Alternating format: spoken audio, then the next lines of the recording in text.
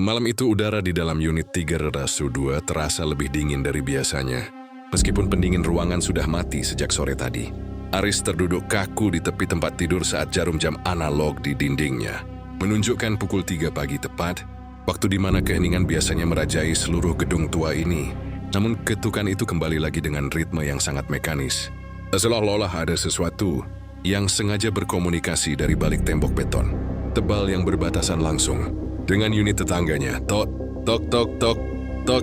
Suara itu bukan berasal dari pipa air yang bergetar atau langkah kaki tikus yang berlarian, melainkan sebuah pola yang sangat terstruktur dan menuntut perhatian penuh dari siapapun yang mendengarnya.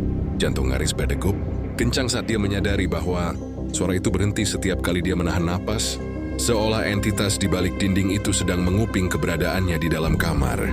Dia mencoba meyakinkan diri bahwa ini hanyalah halusinasinya karena kurang tidur akibat tumpukan revisi desain arsitektur yang tak kunjung usai. Namun getaran di tembok itu terasa sangat nyata saat dia memberanikan diri menyentuh permukaannya dengan ujung jari yang gemetar hebat. Rasa penasaran yang bercampur dengan ketakutan mulai merayapi pikirannya, memaksanya untuk tetap terjaga dan mencari tahu siapa sebenarnya yang sedang berusaha disampaikan oleh suara misterius tersebut di tengah kegelapan malam yang kian mencekam dan menyesakkan dada.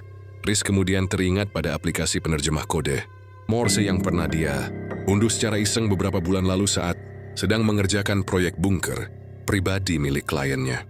Dengan tangan yang masih sedikit gemetar, dia menyalakan layar ponselnya yang cahayanya terasa sangat menyilaukan di tengah kegelapan.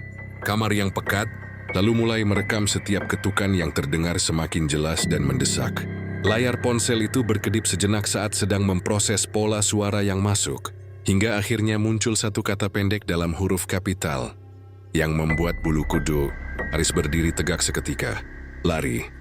Kata itu terpampang dengan jelas di layar, seolah-olah menjadi peringatan terakhir sebelum sebuah bencana besar benar-benar akan menimpa dirinya yang masih terjebak di dalam kamar terkunci. Aris merasa tenggorokannya mendadak kering. Dia mencoba membalas ketukan itu dengan mengetuk balik 2 kali sebagai bentuk komunikasi. Namun yang dia dapatkan justru keheningan total yang jauh lebih mengerikan daripada suara ketukan sebelumnya. Seolah-olah sesuatu di balik dinding itu sadar bahwa pesan rahasianya telah terbaca dan kini ia sedang menunggu reaksi apa yang akan diambil oleh Aris.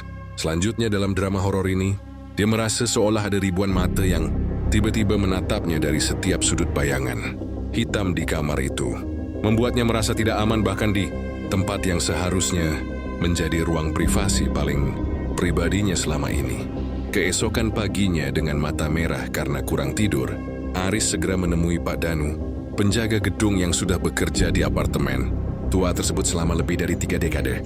Dia menanyakan perihal siapa sebenarnya penghuni di unit 4-2, tetangga persis di sebelah kamarnya yang semalam telah memberikan pesan Morse yang sangat menyeramkan dan membuatnya sangat terjaga. Pak Danu menghentikan aktivitas menyapunya, menatap Aris dengan tatapan kosong yang sulit diartikan, lalu mengembuskan napas panjang seolah-olah sedang memikul beban rahasia yang sangat berat selama bertahun-tahun lamanya. Dengan suara yang hampir berbisik, Pak Danu mengatakan bahwa unit 4-2 sudah dipaku mati dan disegel oleh pihak kepolisian sejak 10 tahun lalu setelah sebuah tragedi keluarga yang sangat kelam terjadi di sana. Tidak ada satupun orang yang diizinkan masuk ke sana. Bahkan aliran listrik dan air pun sudah diputus total demi alasan keamanan dan kenyamanan penghuni lain yang mungkin merasa terganggu dengan sejarah kelamnya. Mendengar penjelasan tersebut, Aris merasa sebuah hawa dingin menjalar dari tulang punggungnya hingga ke ujung kaki, karena dia tahu betul bahwa suara ketukan semalam sangatlah bertenaga dan tidak mungkin berasal dari ruang kosong. Penjelasan Pak Danu justru semakin menambah lapisan misteri yang baru, membuat Aris bertanya-tanya, apakah dia sedang berhadapan dengan hantu dari masa lalu atau sesuatu yang jauh lebih berbahaya dan masih hidup di sana. Rasa penasaran Aris mengalahkan logika sehatnya sebagai seorang arsitek yang seharusnya mengutamakan fakta empiris di atas segala macam tahayul atau cerita-cerita horor urban yang tidak masuk akal. Dia kembali ke koridor depan unit 4-2, memperhatikan pintu kayu tua yang tampak berdebu. tebal dan digembok dengan rantai, berkarat yang sepertinya memang sudah tidak pernah disentuh selama bertahun-tahun. Namun saat dia berjongkok untuk melihat celah di bawah pintu, dia tidak menemukan tumpukan debu di sana, melainkan sebuah jejak keseran tipis yang menandakan bahwa pintu itu mungkin sering dibuka secara diam-diam. Dia menempelkan telinganya ke daun pintu yang dingin, mencoba mendengarkan aktivitas apapun yang mungkin sedang terjadi di dalam ruang yang seharusnya kosong, melompong dan mati tersebut. Tiba-tiba, dia mendengar suara napas yang sangat berat, serak dan teratur, seolah-olah ada seseorang yang sedang berdiri tepat di balik pintu tersebut sambil menunggu Aris pergi dari sana. Suara itu begitu dekat sehingga Aris bisa merasakan getaran dari napas tersebut di permukaan pintu. Sebuah detail yang mustahil jika itu hanyalah sekadar imajinasi atau angin yang berembus di lorong gedung. Dia segera menarik diri, tersandung kakinya sendiri, dan hampir terjatuh ke belakang karena syok menyadari bahwa dia tidak sendirian di lantai itu dan ada rahasia besar yang disembunyikan pengelola gedung. Ketakutan Aris mencapai puncaknya saat dia menyadari bahwa peringatan lari itu mungkin bukan berasal dari hantu, melainkan dari seseorang yang benar-benar terjebak dan sedang diawasi di dalam dinding. Dia mulai menghubungkan titik-titik misteri ini, mulai dari harga sewa yang tidak masuk akal murahnya hingga perilaku aneh para staf apartemen yang selalu menghindari kontak mata dengannya setiap hari.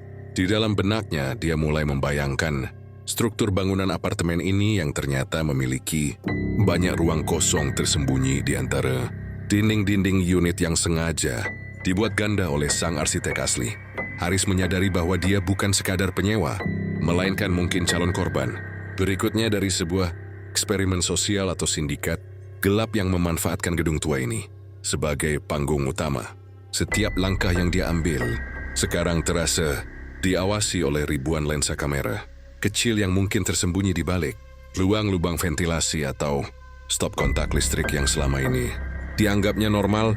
Dia harus segera memutuskan apakah mengemas barangnya dan pergi saat itu juga, atau tetap tinggal untuk membongkar kebenaran di balik dinding unit 42 yang terus berbisik. Namun, saat dia mencoba memutar kunci pintu unitnya sendiri untuk mengambil dompet, dia menyadari bahwa kunci itu telah diganti dari luar, dan kini dia benar-benar terperangkap di dalam labirin beton ini.